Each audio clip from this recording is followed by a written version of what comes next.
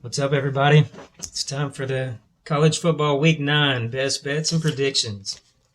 Hard to believe it's already week 9, but here we are. So I've got quite a few best bets for you. I've got a few other ones to talk about as well. So on the season, I'm 37 and 14, 16.9 units of profit. So a $100 better would be up almost $1,700 already. So last week was my first losing week. And this week, I got back to it on Monday and Tuesday, covering the whole card. So I've had these plays ready, and I fired a few days ago. All right, so the first play is going to be Alabama first half, minus 16.5. I got that minus 125 a few days ago. It's already up to 17.5. You can probably still get the 17, even if you can buy down a half point. Probably none of these points matter. I think Alabama's just going to run through LSU. You know, a couple of years ago when LSU won the title, Orgeron was caught in the locker room, saying a lot of trash. They're going to beat Alabama. They're here to stay. And Nick Saban, I think, took that personally. So last year, Alabama had like a 5-touchdown lead at the half. Won the game 55-17, and this year could be about the same. So Alabama, of course, number 2 in points per game, while LSU has actually been out-yarded on the season. So their defense has allowed more yards than their offense has even gotten. They've got a lot of injuries right now. Orgeron was saying they didn't even get to practice at least 1 or 2 days last week because of injuries. So Alabama got the whole bye week, to heal up, get things right, while LSU couldn't even practice some of the time. LSU's already lost 3 games by double digits. They've had their top 4 corners out. So we know Stingley, Ricks. There's a couple of other guys that are out. This is not the team you want to be playing on the road in Tuscaloosa when you have, defensive backs out. Alabama's 4th in the country in yards rushing per game, and LSU is 113th on defense. Alabama's 5th in yards per carry. LSU's 102nd. Alabama's 25th in sacks on defense. LSU's allowed the 96th most. So this just seems like a blowout, probably from start to finish. As long as Alabama is, focused and ready to play, I think the first half number is the way to go. I also think they can cover the 28.5 for the full game. But for these plays, I usually like to take the first half just so the back door is not still in play late in the game. So the second play is Ohio State minus 14. It's 15 now, which if they're going to cover the 14, they're probably going to cover the 15 as well. So you can still play that. So, of course, Ohio State, in the playoff ranking, they're 5th, while Oregon's 4th with head-to-head. So Ohio State, just in case Oregon wins out, they need to win, and they need to win by margin. They need to make these games look good. So Nebraska has been pretty good this season, even though they've lost a lot of games. They still have talent. Their offensive numbers are pretty good. They're pretty good at passing the ball. They've been pretty good at running the ball. Their defense has not been bad. But this is the kind of team that can get out-yarded and still make a game close. But this is also the kind of team that can have the yardage edge, have all the stat edges from the game, and still lose. So, Ohio State doesn't allow many sacks, and Nebraska doesn't get many sacks. So that means that the quarterback's going to have all day to throw, most likely. Ohio State's 3rd in yards per carry, and Nebraska barely cracks the top 50 in yards per carry on defense. Ohio State is 6th in yards per pass on offense. While Nebraska is 3rd in yards per pass, that looks really good. But, they really haven't played any capable passing attacks yet. This is probably going to be the first team all season they've played that has the ability, to run. The quarterback can run, and they have elite receivers, and they can throw the ball. So, if Ohio State can get a lead in the first half, playing the first half might not be a bad look. But Nebraska doesn't really have backdoor potential. Adrian Martinez has really been struggling. He turns the ball over. He's always fumble prone. And on defense, Ohio State's a little better than you would think. They're 11th in yards per carry on defense. That's pretty good. 7th in sacks on defense. So they're constantly getting to the quarterback. They're going to be able to get to Adrian Martinez. They should be able to maybe force some turnovers, force some bad throws, force some fourth downs. And Ohio State's done this against teams like Penn State, Oregon. Nebraska's best game probably against Oklahoma, but before they changed quarterbacks back when they couldn't score.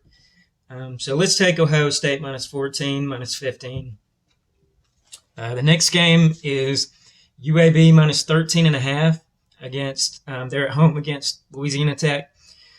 So this is two teams that are going in opposite directions.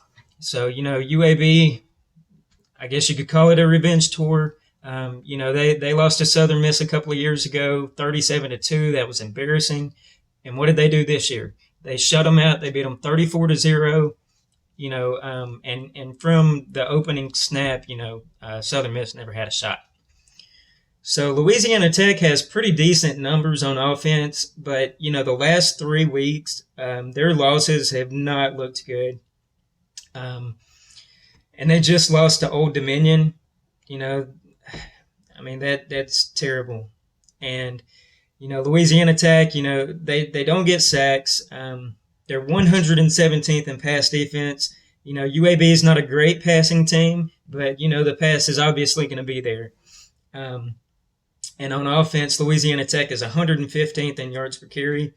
UAB's defense is 15th in the country in yards per carry on offense. So, the tale of two teams going in opposite directions. This is the time to fade Louisiana Tech. And I think, after the way that they lost the game a couple of years ago, where they had the win up by double digits at one point, and they let Tech come back, force it to overtime, Louisiana Tech wins the game. This is another one of those, revenge tour scenarios. So we're going to take UAB minus 13.5. Another game that I'm looking at is Army and Air Force. We're going to take the first quarter under 7.5. So you could probably play the under all across the board. In the last 7 meetings, the under 7.5 would be 7-0 to the under. The first half, I think, is 7-0 as well, and I think the full game is 6-1 to the under. So any way you look at it, you can probably take under. I like to take under in the first quarter because, of course, these teams are triple option teams. They see this every day in practice. So the defenses usually know how to stop these offenses. And hopefully, as long as we can force a couple of punts, even if somebody gives up a long touchdown drive, that's going to take 5, 6, 7 minutes off the clock. And, especially with a 7-0 to the under in the last 7, we got to take under 7.5 for the first quarter. I had to lay the juice. I think it was minus 135, but it's like that for a reason. So let's take Army first quarter under 7.5. So the next game, actually the next 3 games, I'm still considering. So we've got 4 bets in already, and I'm going to look at Rutgers team total under 13.5, minus 125. So Rutgers has not scored more than 13 points in conference play, except for the 20 they got against Illinois, which that's against Illinois. Wisconsin hasn't allowed more than 13 in Big Ten play, except to Michigan, which is a much better offense than Rutgers is. So in Big Ten play, Wisconsin's defense is allowing 2.6 yards per carry. So Rutgers is getting 4 yards per carry in conference, but with Wisconsin, their rush defense is elite. And if you add the sacks in that their defense are getting, they're averaging, they're giving up less than 2 yards per carry. And on defense, against the pass, 5.73 yards per attempt, which is extremely low. You'd like for that number to be, 8, 9 yards per attempt if you're an offense. And Rutgers is only getting 5.69 yards per attempt in Big Ten play. So, it's dink and dunk. They're not able to get explosive plays. They're going to have to run the ball to get yards, and that's exactly what Wisconsin does, is stops the run. So I haven't put this in yet. So follow me on Twitter. I may add some of these plays tomorrow or tonight. So Rutgers team total under 13.5 looks really good. Another game that I want to look at is Georgia Tech plus 10.5 against Miami. So Miami's looking really good. They didn't quit like I thought they would. But they played a ranked Pitt team last week and got the win. And next week they got to play Florida State. And that's possibly the biggest game on the schedule every year. Big rivalry game with Georgia Tech sandwiched in between. And this is not a great Georgia Tech team. They're 3-5. So maybe this is a game where Miami overlooks Georgia Tech. And with a dog, plus 10.5, you want to know that the defense is going to get just enough stops, and you want to know that the offense at least can run the ball. Move the change, churn some clock, maybe get some points. That way you can cover this number. And Miami's defense is 97th in points per game. So you got to figure Georgia Tech can get something going here. Their defense is also 74th in yards per play. Georgia Tech's offense, sneaky, 37th in the country in yards per play on offense. So they can move the ball. They can get some explosive plays. Miami's defense is 119th against the pass.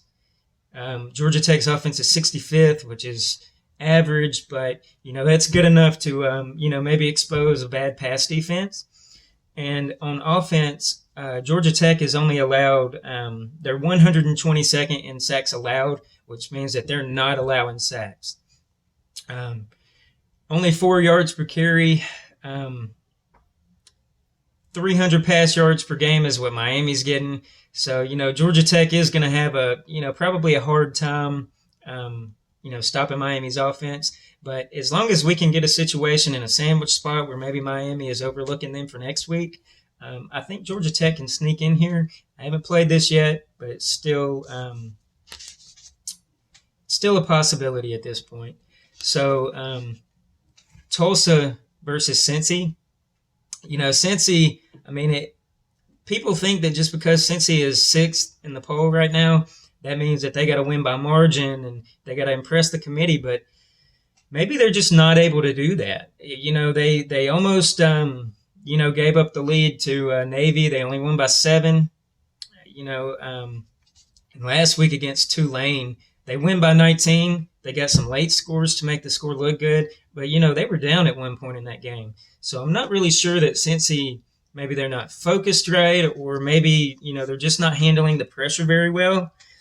The last 2 matchups in the title game last year, Cincy won this 27-24. So this was a 3-point game where we're getting 22.5 right now. The year before that, the first year where Cincy had their rise in 2019, this was a 24-13 game. So Tulsa only lost by 11. So that's half of this spread. So Tulsa on offense, they're getting 4.67 yards per carry. Cincinnati can stop the run, but at least that Tulsa has the ability to run. They're 18th in yards per attempt on offense. So they've been able to throw the ball really well. If they can move the chains, maybe get some explosive plays, this shouldn't be that hard of a number to cover. I think Cincinnati's defensive numbers are very good, but it's their offense not being able to get that separation that I think is going to be the difference here. Cincinnati's offense, they've hit at least 475 yards on offense only 3 times, and that was against UCF, Temple, and Miami, Ohio. They have yet to reach 400 yards on offense against any other team. That includes Tulane, Navy, teams that are giving up 40, 50 points a game. And Tulsa also, against Ohio State, this was a 7-point game into the fourth quarter. Against Oklahoma State, they only lost by 5. Both of those teams are, equal to Cincy, better than Cincy.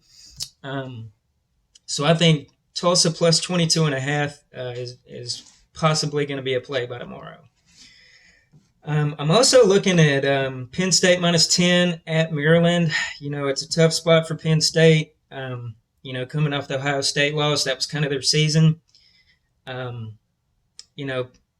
the problem is that head-to-head, Penn State has been dominating Maryland. This game has not been close the past few games. I don't like Mike Locksley at all as a coach, and 10 is just not a big number in a game like this where Penn State can play really good defense. Maryland's already got their top two receivers out.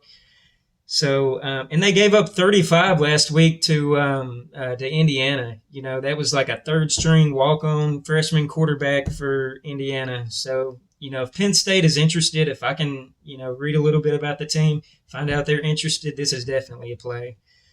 And then another one is Kansas State minus 24 at Kansas. It's a big number. Kansas owns Kansas State in basketball. This is the chance for Kansas State, to kind of get back against their bitter rival. No home field advantage for Kansas. The only game they look good is when they played well against Oklahoma and there were no fans in the stands. So Chris Kleiman is the coach for Kansas State, and he knows what it means to Kansas State to run this score up. Bill Snyder did it for years, any chance he had to run the score up, he did. And Chris Kleiman has done that too, so he knows the importance of it. So I think, if Kansas State has the chance to run the score up, I think they will. And 24 is not that big of a number when you consider that Oklahoma State just beat Kansas 55-3. This team looks lifeless. So that is that's all the ones that I have for tonight. So just, subscribe to this channel. Hit the like button if you like this. We're really killing it on the season so far, and you don't want to miss a play because I'm probably going to add one or two more for tomorrow. So let's cash some tickets, guys.